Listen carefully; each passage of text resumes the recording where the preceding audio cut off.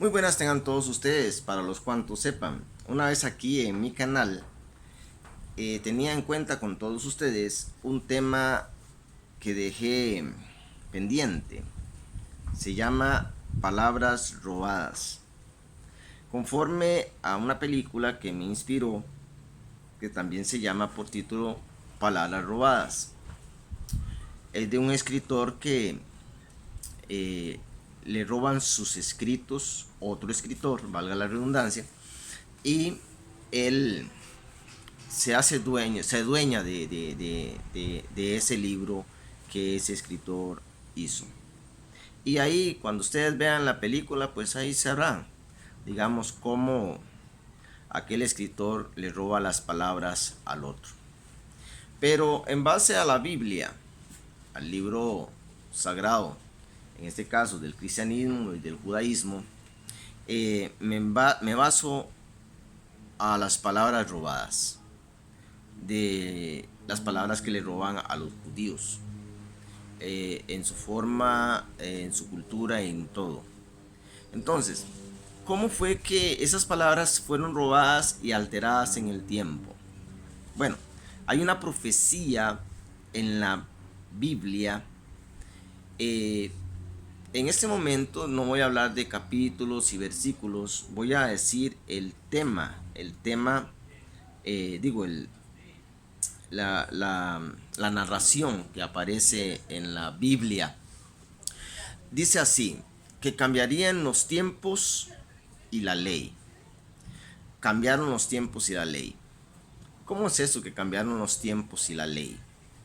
Bueno, hoy por hoy, digamos, el mundo occidental está regido, bueno, casi la mayor parte de los pueblos, los países, están regidos por un calendario que se llama el calendario gregoriano, según he escuchado y he analizado el calendario gregoriano. El calendario gregoriano está basado, digamos, en los días como nombres de origen griego también. Dice lunes, martes, miércoles, jueves, viernes, sábado y domingo.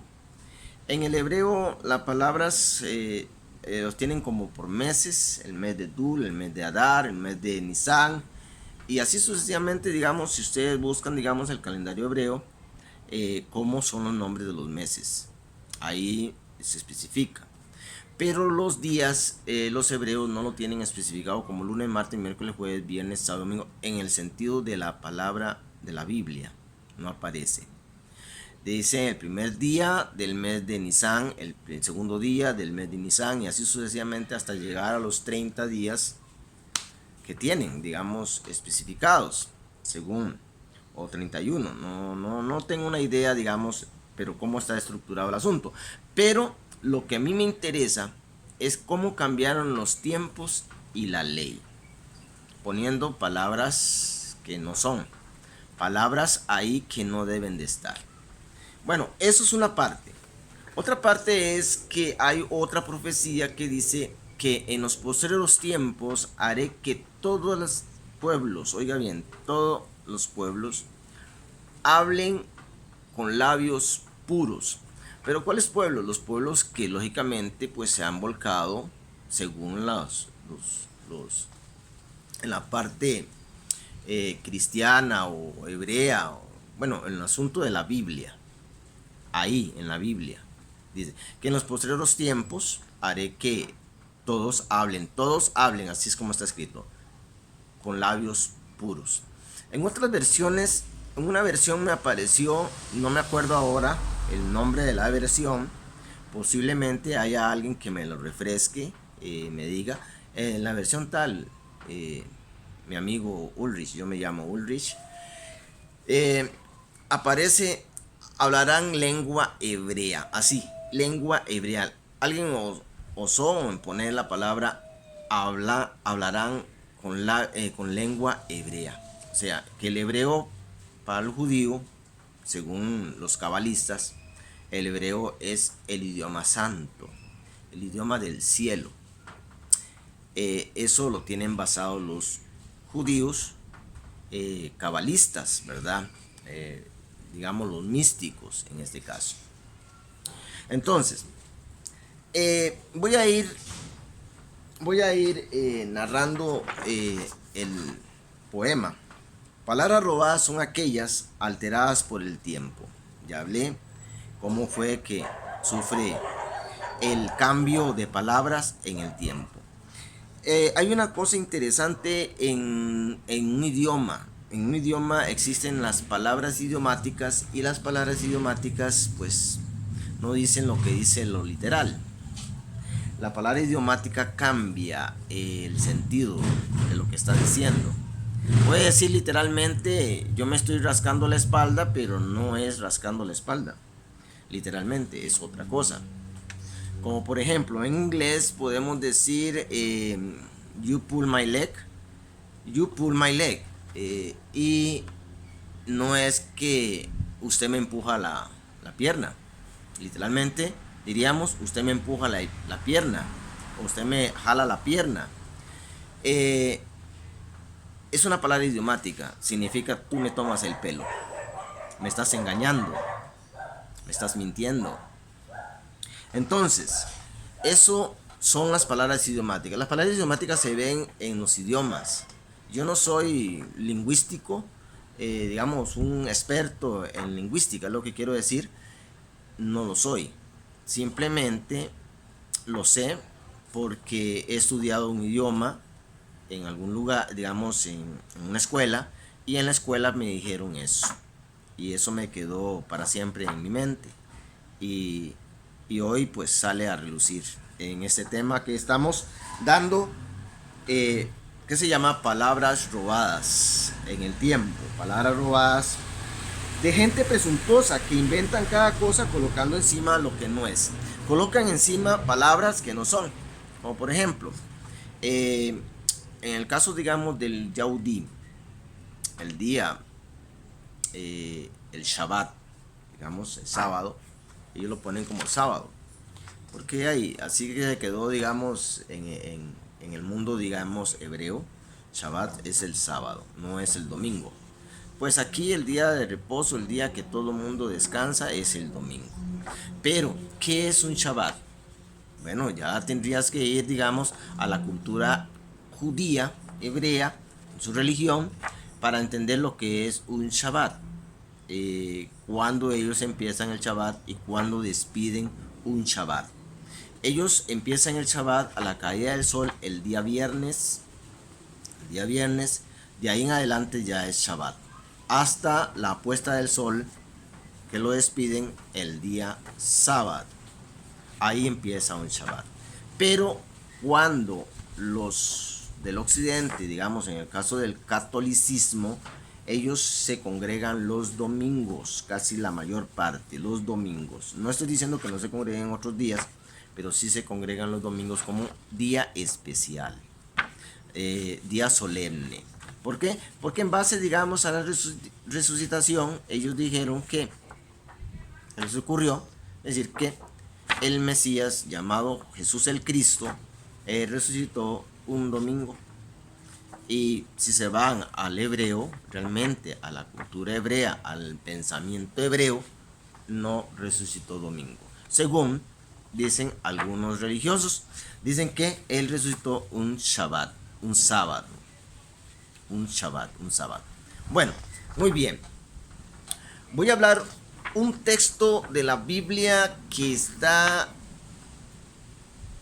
en un evangelio. No voy a decir capítulos, no voy a decir versículos. Es la historia del maestro de Galil, del maestro llamado Jesús el Cristo, el Mashiach Immanuel, como quieran usted llamarle en su religión, en la religión en que esté, o en el grupo sectario que esté. No sé si estás en una secta, no sé si estás en una religión, pero el Mashiach Immanuel, yendo de camino, llega a un lugar donde él se sienta en un pozo.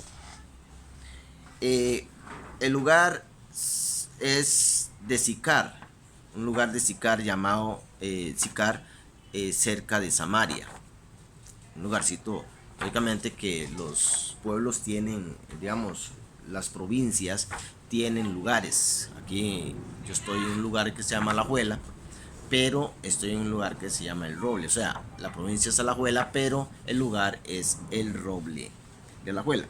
Bueno, él tenía que pasar por ahí y se acercó. No dice que se sentó, no dice que nada más se acercó a un pozo, el que se llama el Pozo de Jacob, que es legendario. Para ese tiempo es muy legendario.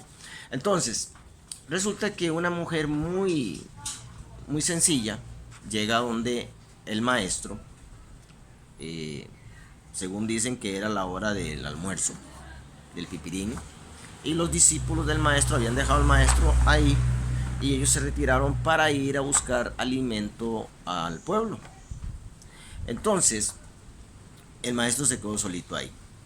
Entonces llegó la mujer, una mujer de Samaria, una mujer samaritana. Lógicamente que él entiende que es samaritana por el atuendo, el vestido que ella viste. Y también la samaritana se da cuenta que aquel sujeto que está ahí es un judío. Un judío. Tiene que estar vestido el maestro como un judío. Entonces viene la mujer, se acerca y el maestro le dice: mujer, déme de beber. Déme de beber, le dice. Entonces la mujer le replica y le dice: ¿cómo siendo tú judío me pides a mí de beber si los judíos y los samaritanos no se llevan entre sí? Oiga bien, había una discordia entre judío y samaritano. En el trayecto del relato, o sea, del diálogo entre el maestro y la samaritana, hay ciertas palabras que hay que analizar muy bien. Como por ejemplo, cuando el maestro le dice: mujer, si tú supieras quién te está pidiendo de beber, tú le darías de beber. Y él a cambio te daría aguas de vida eterna.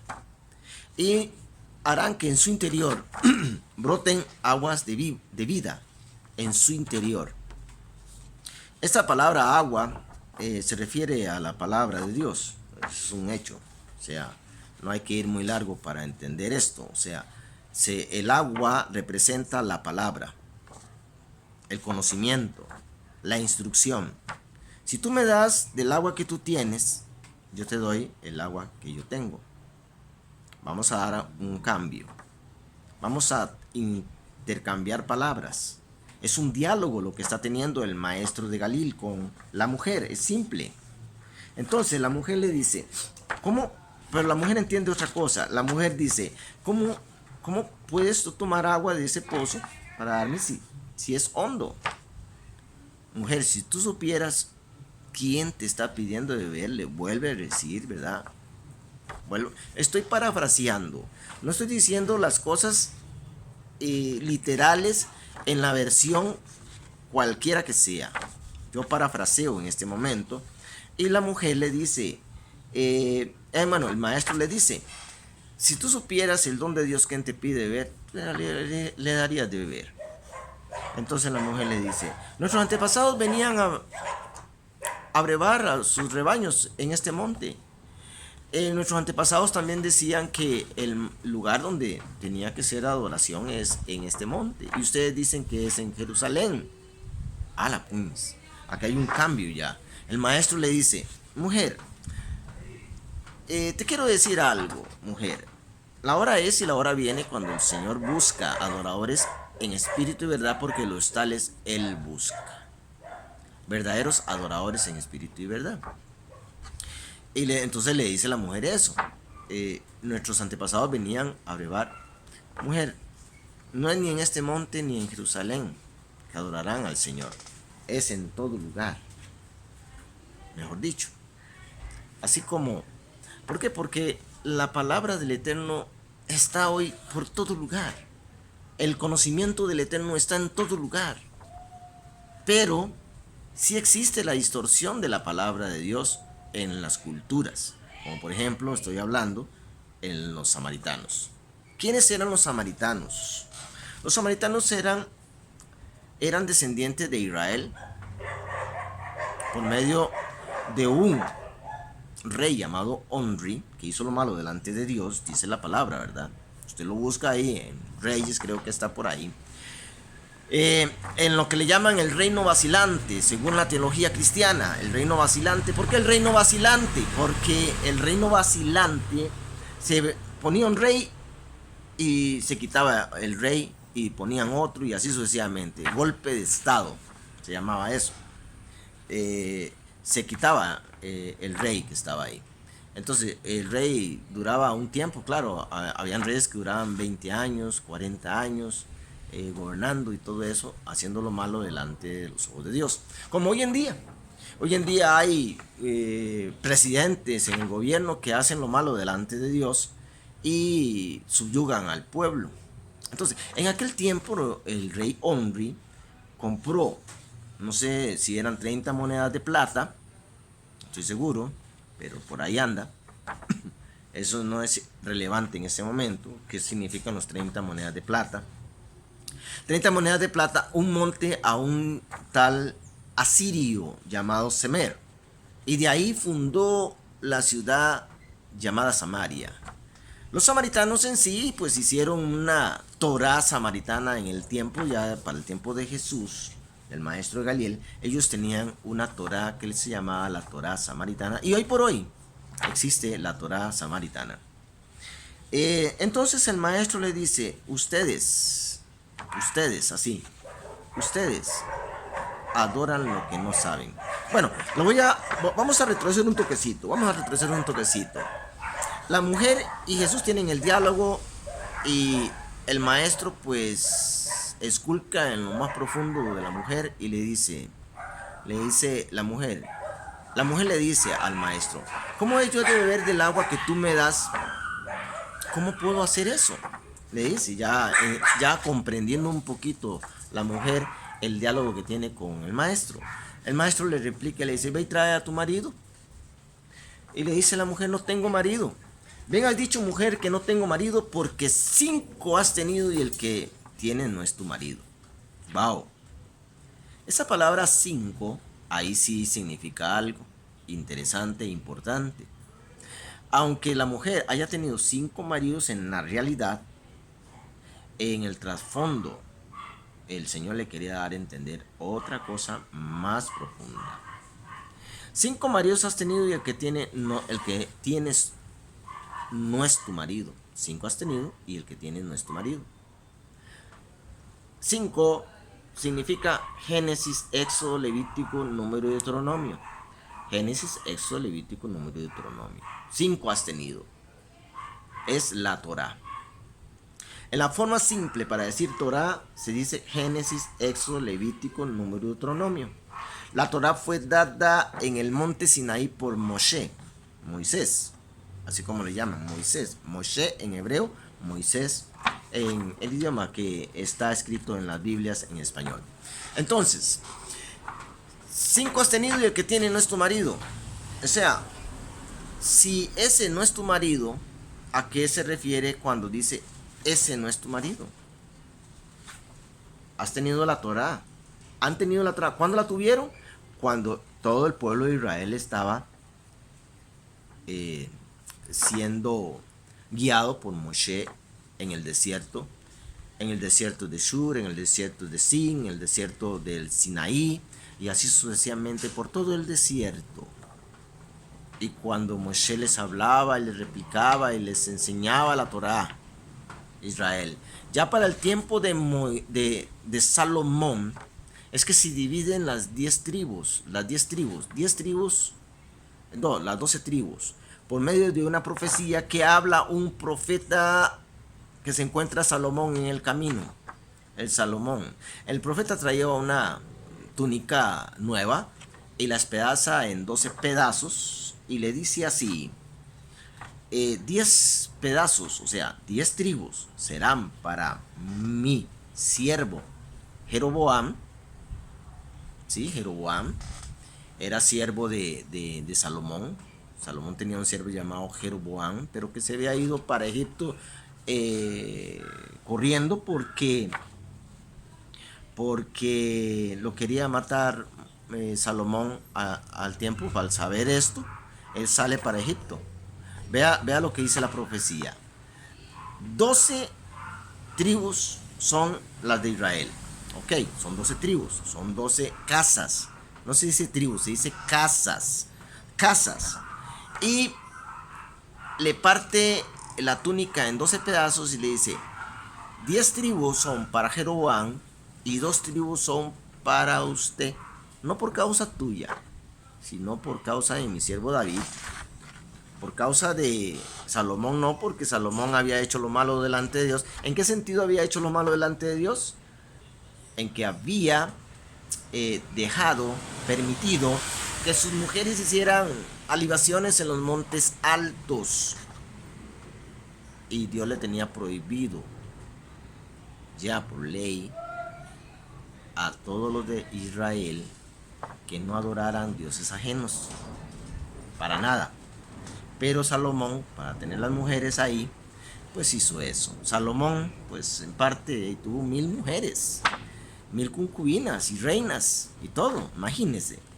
Pero esas reinas eran de Egipto, otras etíopes, otros de otros pueblos, cananeos y todo eso. Entonces ellos venían con sus cositas, con sus diosesitos que tenían, y entonces ellos los querían mucho, no habían dejado eso por fuera, y Salomón se los permitió que los metieran en la casa, ahí dentro del pueblo. Pero les dijo: no, para que no estén aquí dentro del pueblo, pues vayan allá a las colinas y adórenle, hagan sus salivaciones allá con sus dioses. Y les permitía eso a las mujeres para tenerlas calmaditas. Eso pasó. Entonces el pueblo se divide en dos y las 10 tribus se van para Siria, llevados cautivas al tiempo, y las 2 tribus que quedaron en Jerusalén son llevadas por Nabucodonosor a Babilonia. Entonces antes de eso, lógicamente, hubo una ruptura, lógicamente, por medio de una disputa que tuvo. Ya Salomón había sucumbido y lo sucesa, digamos, su hijo llamado Roboam. Roboam es un muchacho, un muchachito, nada más, simplemente un muchacho, un joven, pero él está gobernando. Entonces le piden consejo y le dice que les baje los impuestos, porque los impuestos del pueblo vino el líder de los 10 tribus que se habían dividido, y bueno, no, ahí estaban todos, nada más, todos eran una sola pelota, ya para ese tiempo, en el tiempo de Robán. Entonces hay una ruptura porque el mismo pueblo le pide a Robán que les baje los impuestos, porque Salomón los tenía muy altos. Por esa razón Salomón tenía muchas riquezas, imagínense. Los impuestos estaban hasta aquí. Así como hoy en día en pueblos, ¿verdad? En países hay presidentes subiendo los intereses. Aquí vino un fisco ahí y bueno, nos tienen hasta aquí, digamos, aquí Costa Rica es muy caro vivir. Bueno, muy bien, eso no es irrelevante en este momento. Lo más importante es saber cómo es que las palabras fueron robadas, fueron cambiadas, adulteradas en el tiempo, en el espacio, así como las otras religiones. El cristianismo tiene sus palabras robadas también, y alteradas y adulteradas, cambiadas, no en el sentido original o en el idioma original. En este caso hay una esencia, hay una sustancia de la cual debemos sustraer, que es en el sentido amplio de la palabra, para todo el universo, se llama instrucción del Eterno, la Torá, en el sentido simple. Bueno, muy bien. Entonces el pueblo le pide que le baje los impuestos, y Roboam dice que no, que lo va a triplificar, que lo va a aumentar más bien 3 veces. O sea, fue peor que el papá. Entonces hay una ruptura del pueblo de Israel, y el pueblo de Israel se divide en dos. 10 tribus jalan para la derecha, 10 tribus jalan para la izquierda, y 2 tribus quedan en Jerusalén. Por causa de mi siervo David, 2 tribus, que es Judá y Benjamín, que es el hijo de la derecha. Benjamín, Benjamín. Ben es hijo, Yamín significa derecha en hebreo. Yamín, Benjamín, hijo de la derecha. Entonces, Benjamín es el hijo menor de Israel, de Jacob, y algunos sacerdotes tuvieron que haber quedado en Jerusalén para que pudieran oficiar en el templo.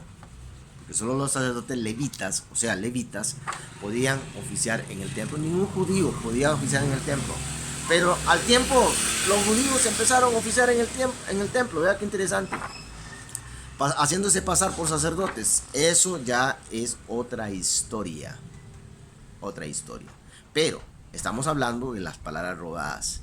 Pero yo todo esto tuve que venirme a decirle a ustedes por el hecho de que supieran de dónde provienen los samaritanos. Los samaritanos provienen de esas 10 tribus que fueron esparcidas a Siria, o sea, llevadas a Siria cautivas, y nunca más volvieron. Oiga bien, nunca más volvieron. Hasta que los recoja de 2 en 2 de cada familia y los introduzca en Sión. ¿Quién? El Eterno mismo. Muy bien, pero eso es otra historia también. Esto es pura historia, ¿verdad? Pero están narradas en las escrituras y no se pueden cambiar, no se pueden adulterar, están en el tiempo. Pero lo han hecho, los han adulterado, han cambiado muchas cosas. Muy bien, entonces, ¿cómo nacen los samaritanos? Los samaritanos nacen, como ya les dije, de las 10 tribus esparcidas de Israel, pero cuando ellos se sedentan en Samaria. Ahí, cuando el Onri, que es de Israel, que es de las tribus del norte, no de las tribus del sur, sino de las tribus del norte, no me acuerdo si era el norte o el sur, bueno, de las 10 tribus que fueron llevadas hacia un lugar, a un lado, ellos se dividieron. Entonces Onri compra a un tal Semer de Siria un monte, en el cual en ese monte funda la ciudad de Samaria. Y de ahí provienen los samaritanos. Pero como los samaritanos dicen, bueno, para adorar hay que ir a Jerusalén. No. Hagámoslo en otro lado. Y ahí tengamos nuestra propia Torah. Entonces se parten, o sea, se dividen los pensamientos. Entonces vienen y dicen, bueno, ¿a dónde vamos a orar? En el monte Gerizim. Vamos a orar en el monte Gerizim. Entonces, en el monte Gerizim los samaritanos adoran. En el monte que es Jerusalén también es como un monte, ahí adoran los judíos. Y en el monte de los olivos también. Ahí, en el monte de los olivos era donde el maestro de Galil. Hay profecías que en el monte de los olivos va a llegar a poner los pies el maestro. Así como él se fue, así él volverá. Él se va del monte de los olivos. Pero eso también es otra historia. Estamos hablando de los samaritanos. Entonces, cuando Jesús, llamado el Cristo, el maestro de Galilea, habla con la samaritana, le dice una palabra muy fuerte. Ustedes adoran lo que no saben. Ustedes adoran lo que no conocen. Mas nosotros adoramos lo que sabemos. Porque la salvación viene de los yaudí, de los judíos. Hablando de la salvación, que es un tema que más adelante voy a hablar. Más adelante. Aquí salen muchas palabras. En la narración que estoy dando en este momento, salen muchas palabras. Pero el tema central que estoy dando en este momento, el poema se llama Palabras Robadas. ¿Cómo roban las palabras? ¿Cómo distorsionan el asunto? Bueno, como no podemos ir a Jerusalén a adorar, pues hagámoslo aquí. Vea, hoy por hoy hay muchas cosas que cambiaron, que cambian en el tiempo, en el espacio. La cultura hebrea no es la misma que la cultura en español. Pero para atraerlos a ellos, pues hagamos esto. Porque de tal manera amó Dios al mundo que envió a su Hijo unigénito envuelto en una piel de leopardo. Eso lo dice una versión bíblica. Y ustedes pueden ir a buscar, esculcar cuál versión bíblica dice eso. Bueno, ahí tendrías que ir a África. Para poder para atraer a la gente, pusieron palabras dentro de los textos sagrados originales, cambiándolo, adulterándolo. Entonces hacen máscaras, tapando en sí el verdadero rostro, inspiración del poeta, que dio sus pasos y dejó su rastro. Rastro sí, de dolor y sufrimiento. ¿Por qué? Porque los judíos pasaron sufriendo, teniendo dolor, para poder cuidar los textos sagrados hasta hoy. Algunas personas dirán, pero usted no es judío. Sí, yo no soy judío, pero estoy hablando de lo que dice la escritura, la palabra de Dios. Si usted lee, digamos, las historias, digamos, en el tiempo de los reyes, en el tiempo todo lo que le llaman en la teología cristiana el reino vacilante. Reino vacante, reino vacilante y reino venidero. Tienen tres formas en la teología hablar. Reino vacante, reino vacilante y reino venidero. Reino vacante es para el tiempo de Abraham. Todos esos, ellos andan buscando cómo sedentarse. Reino vacante. Reino vacilante es en el tiempo, digamos, ya de David, de Saúl, para cuando empiezan a poner rey en Israel, ya para el tiempo de Samuel. Para todas estas cosas hay que aprender la historia paulatinamente, cómo se va desarrollando, y entonces vas a entender los conceptos, como por ejemplo los temas como reino vacante, reino vacilante y reino venidero. El reino venidero ya es para el tiempo de Mashiach Immanuel, que el Mashiach Immanuel ya viene pero él pone un reino venidero, va a venir un reino venidero, un reino sempieterno, un reino que no tiene fin. Ese es el reino venidero. Pero simplemente el Mashiach Immanuel vino a la tierra a preparar un reino. Acuérdense muy bien de aquel hombre que se fue a preparar un reino y llamó a 10 siervos y le dio una mina a cada uno a preparar un reino. Entonces, todo eso se desarrolla en la Biblia, se sabe en la Biblia, pero estamos con el tema de palabras robadas. Rastro sí, de dolor y sufrimiento, de angustia y desesperación en espacio y tiempo. ¿Por qué? Porque ellos fueron llevados cautivos, todo el pueblo de Israel, digamos, cuando se dividió las 10 tribus, se fueron a Siria, se los llevaron los sirios y allá y nunca más volvieron. Estos se esparcieron por toda Europa, por todos los pueblos. Dan, dicen que es Dinamarca. Y los británicos, Inglaterra, británicos, gente del pacto, británicos, tierra del pacto. Ahí estuvieron judíos, también sedentados. Entonces, todos los pueblos se dividieron y se fueron y se esparcieron. Los de Israel. Los únicos que quedaron en Jerusalén fueron los yaudí, los judíos. Y ahí lo vemos. Cuando ya en el Mashiach, se presenta el Mashiach Immanuel en las tierras de Israel, ahí vemos la historia, muy bien. Ya eso es otra historia también, digamos, todo el acontecimiento de Mashiach Immanuel en Israel, o sea, cuando pisa las tierras de Israel, cuando él nace. De cuando vino el tiempo del alumbramiento, como dice Galatas 4:4, creo que es ahí. El tiempo del alumbramiento de que una virgen tenía que dar a luz un niño. Este niño, pues, es Mashiach Immanuel. Yo digo Immanuel porque la palabra Immanuel significa Dios dentro de nosotros, o Dios con nosotros, o Dios en medio de nosotros. Porque Mashiach dijo, el reino de los cielos está entre vosotros, en medio de vosotros, o dentro de vosotros. El reino de los cielos está dentro de cada uno de nosotros. ¿Cómo? Cuando lo comprendemos, cuando lo entendemos.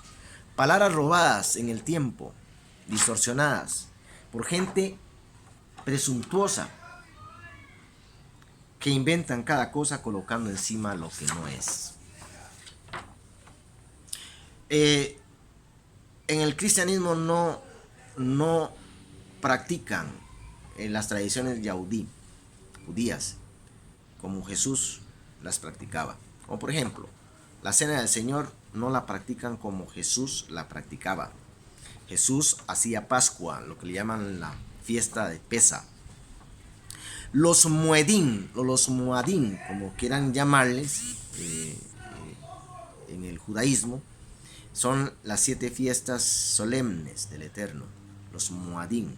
Y aún así los judíos tienen por tradición la fiesta de Hanukkah, que es una fiesta que ellos dan a cada año por medio de el tiempo de los macabeos, cuando entraron, digamos, y ofrecieron alibación en los romanos, creo, alibación por medio de un cerdo en el templo.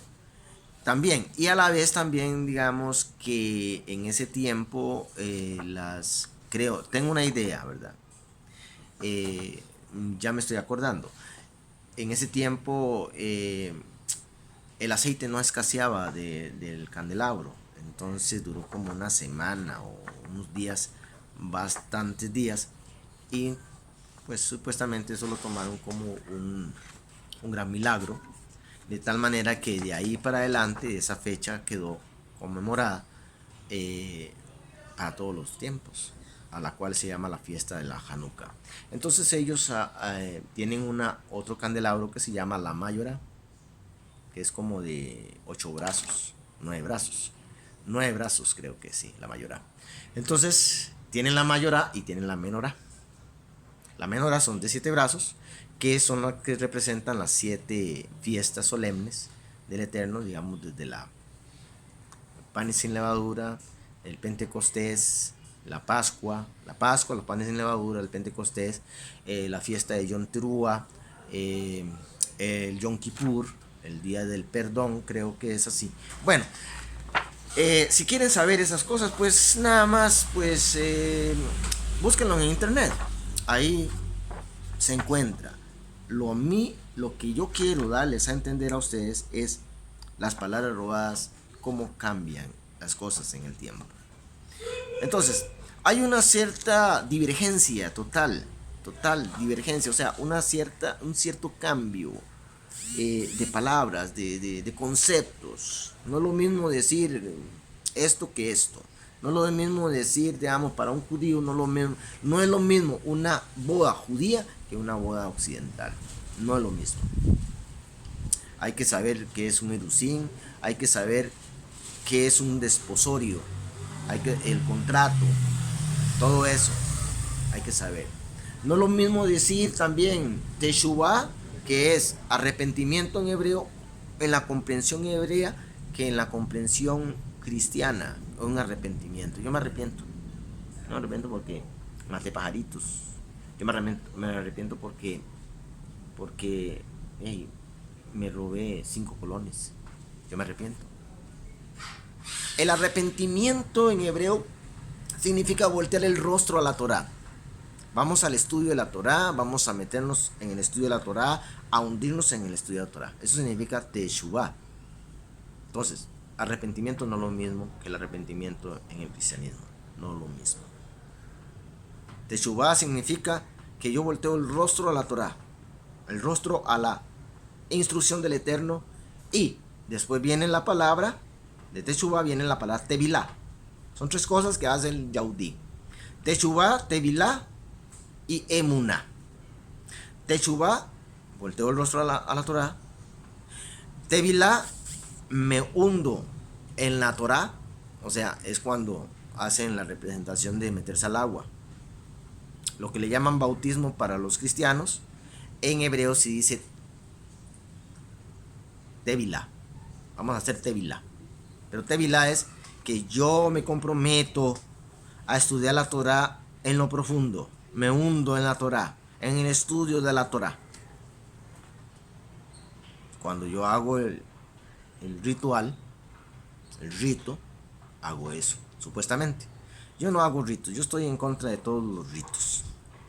Yo nada más estoy hablando de cómo cambiaron los tiempos y la ley, para que el Señor llegue en el momento, en los días postreros, que hablarán con labios puros. Significa con en esencia, las cosas en esencia, las cosas que son.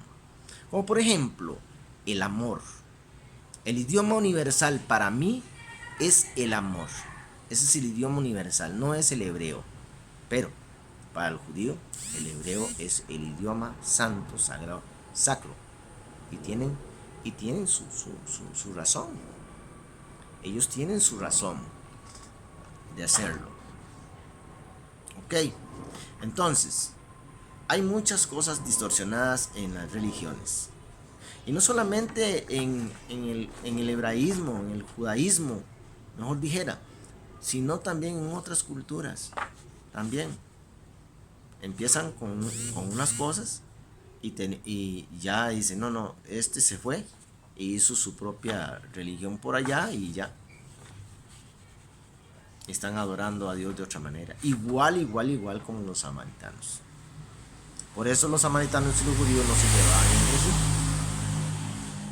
Ya están entendiendo por qué los judíos y los samaritanos no se llevaban entre sí. Hay que comprender el asunto en la historia. Bueno, muy bien, queridos amigos y amigas, las palabras robadas son las vivencias no adquiridas por el ladrón. ¿Sí? Aquel que vino a contarme cómo es el monte,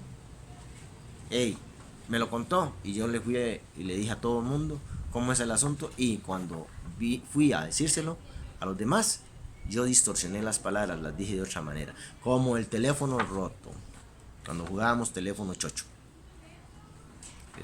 Uno le comentaba, digamos, empezaba la información aquí, el mensaje aquí se daba aquí, yo decía un mensaje, bueno, vamos a correr una carrera con nuestros pies, y ahí al final terminaba que íbamos a correr una carrera con un auto, a caballo, distorsionado totalmente.